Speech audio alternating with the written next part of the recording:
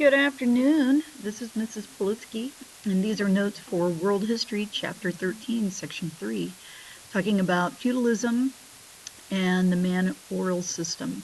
So, to begin with, you're going to need your packet of notes for Chapter 13, and you need to find Section 3 to fill this information in. And we're going to go ahead and start, and I'm just going to clean off some of these items here.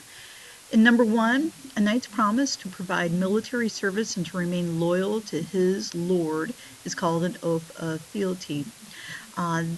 This is very similar to the Code of the Bushido, and if you remember back to talking about Eastern Asia, the Bushido, one of the first items in that code was loyalty to the daimyo. This is right up this alley.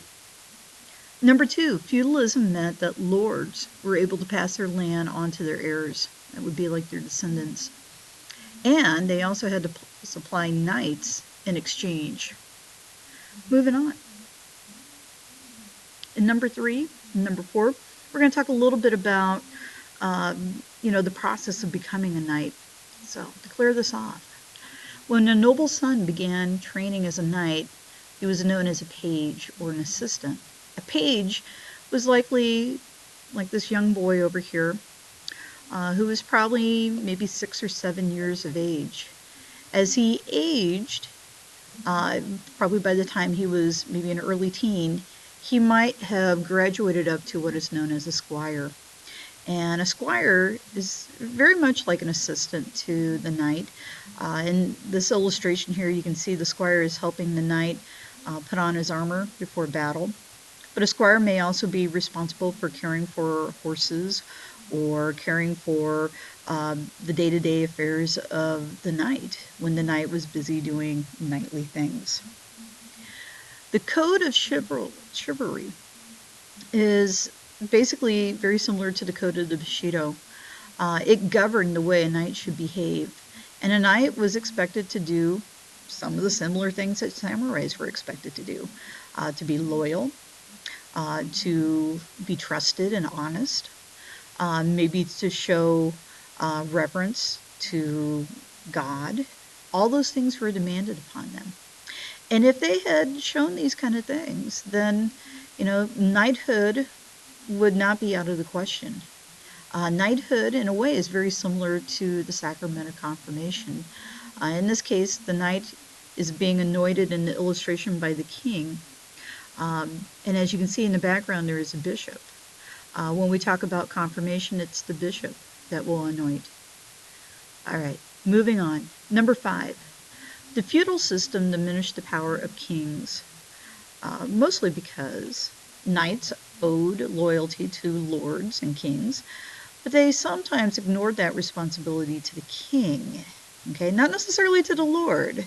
The lord still may be, given his due. And as a result, some nobles became more powerful than a king.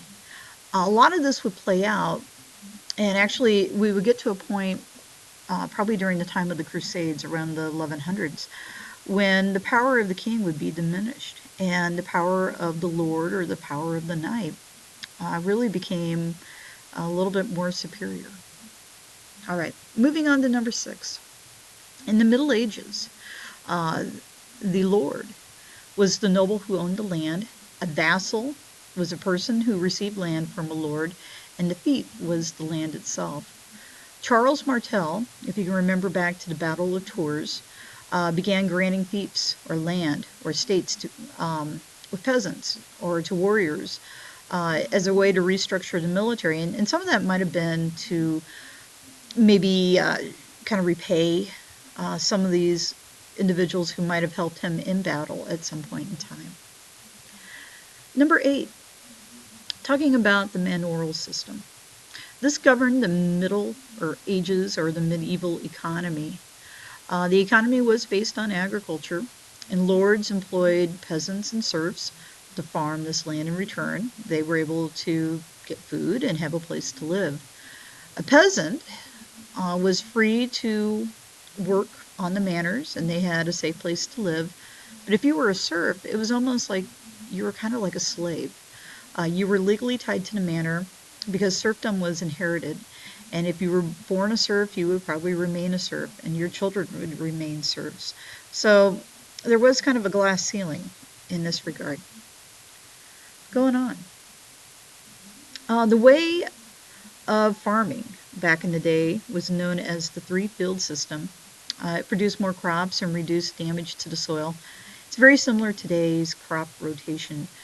You would have one field planted, let's say, in barley, maybe another one in wheat, and then you would have an additional field that you did not plant. It would lay fallow, unplanted for a season. And as that as crops were harvested, um, the ground would lay fallow over the winter, and when springtime came around, what was planted maybe in barley might go into fallow, and what was wheat becomes barley, and so on, and you rotate this. And typically every 3 years you would kind of work your way through this system. Number 10, a manor resembled a small town because it was self-sufficient and it produced food. It also included a church, a mill, and a blacksmith, probably a granary as well to store your grain. Many of these manors, for the most part, were not necessarily as big as maybe what we assume maybe a castle or a manor to be, maybe because of movies and such. But one thing is clear. In number 11, early castles of the Middle Ages were very dark, stuffy, and cold. And at the times of the year, it could also be very crowded.